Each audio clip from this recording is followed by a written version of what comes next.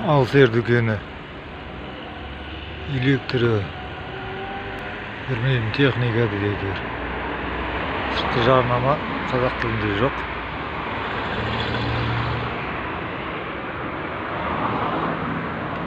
Бәрі орыс тілінде.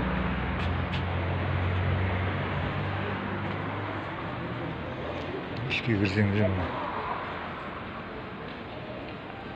бір түйір қазақ тілінде жоқ.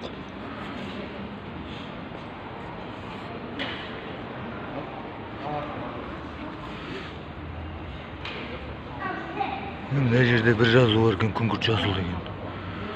Шамалы бар екен. Шансалдық пылесос дейді.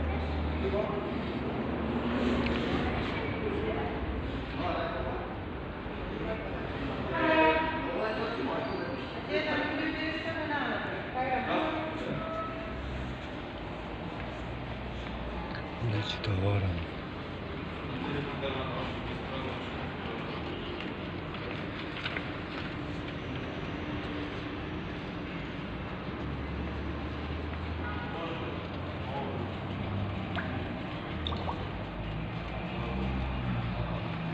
Вaqtni әріптермен жазып қойыпты.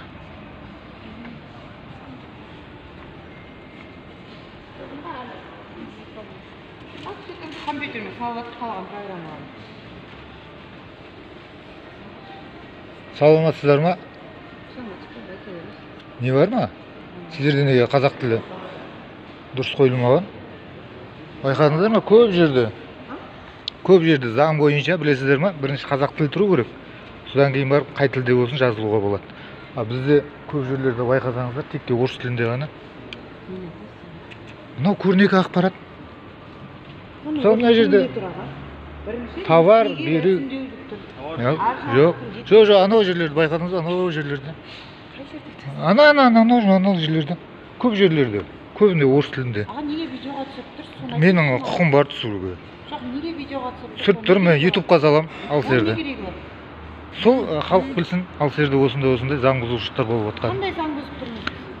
21-ші заң, тіл, мейлі басшыңызды, мен егер маған қарсы болсаңыз, полиция шақырып, мен үстіне шағым түсіріп, сотқа беруіңізге болады.